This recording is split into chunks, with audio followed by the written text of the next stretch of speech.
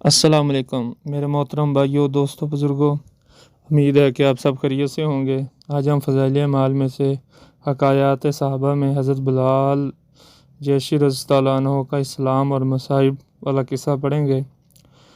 حضرت بلال رضی اللہ عنہ جیشی مشہور صحابی ہیں جو مسجد نبی کے ہمیشہ مؤذن رہے۔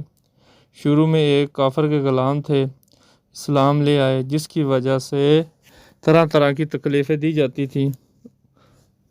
امیہ بن خلف جو مسلمانوں کا سخت دشمن تھا، ان کو سخت گرمی میں دوپہر کے وقت تپتی ہوئی ریت پر سیدھا الٹا کر ان کے سینے پر پتھر کی بڑی چٹان رکھ دیتا تھا تاکہ وہ حرکت نہ کر سکے، اور کہتا تھا کہ یہ سال میں مر جائیں اور زندگی چاہیں تو اسلام سے ہٹ جائیں، مگر وہ اس حالت میں بھی عہد پکڑتے، یعنی معبود ایک ہی ہے۔ رات کو زنجیروں میں باندھ کر کوڑے لگائے جاتے اور اگلے دن ان زخموں کو گرم زمین پر ڈال کر اور زیادہ زخمی کیا جاتا تاکہ بے قرار ہو کر اسلام سے پھر جائیں یا تڑپ تڑپ کر مر جائیں۔ عذاب دینے والے اکتا جاتے، کبھی ابو جہل کا نمبر آتا، کبھی امیہ بن خلف کا اور کبھی اوروں کا، اور ہر شخص اس کی کوشش کرتا کہ تکلیف دینے میں زور ختم کرتے۔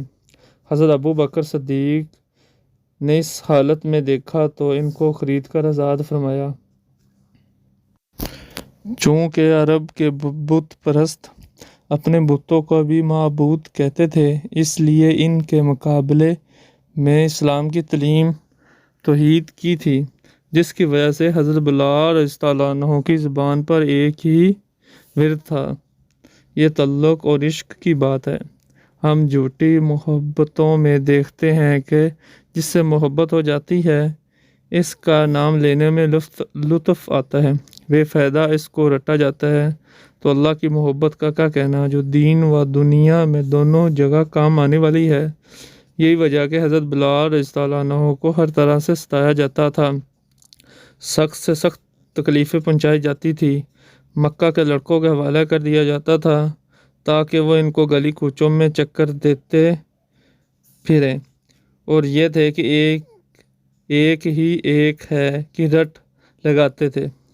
اس کا یہ صلہ ملا کہ حضور اقدس صلی اللہ علیہ وسلم کے دربار میں مؤذن بنے، اور سفر حضر میں ہمیشہ اذان کی خدمت ان کے سپرد تھی۔ حضور صلی اللہ علیہ وسلم کے وصال کے بعد مدینہ طیبہ میں رہنا، حضور کی جگہ کو خالی دیکھنا مشکل ہو گیا، اس لیے ارادہ کیا اور اپنی زندگی کے جو دن ہیں جہاد میں گزار دوں، اس لیے جہاد میں شرکت کی نیت سے چل دیے۔ ایک عرصے تک مدینہ منورہ لوٹ کر نہیں آئے۔ ایک مرتبہ حضور اقدس صلی اللہ علیہ وسلم کی خواب میں زیارت کی۔ حضور صلی اللہ علیہ وسلم نے فرمایا، بلال، یہ کیا ظلم ہے، ہمارے پاس کبھی نہیں آتے، تو آنکھ کھلنے پر مدینہ طیبہ حاضر ہوئے۔ حضرت حسن حضرت حسین رضی اللہ عنہ نے اذان کی فرمائش کی۔ لاڈلوں کی فرمائش ایسی نہیں تھی کہ انکار کی گنجائش ہوتی۔ اذان کہنا شروع کی اور مدینہ میں حضور کے زمانے کی اذان کانوں میں پڑھ کر کرہم مچ گیا۔ عورتیں تک روتی ہوئی گھروں سے نکل پڑیں۔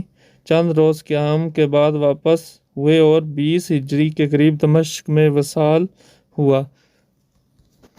بس بھائیو، دوستوں، بزرگوں، اللہ پاک ہمیں صحابہ جیسی دین کی محنت کرنے کی توفیق عطا فرمائے۔ جن دوستوں نے میرا چینل سبسکرائب نہیں کیا وہ لائک کریں، سبسکرائب کریں اور کمنٹ کریں۔ السلام علیکم، اپنا بہت بہت خیال رکھیں۔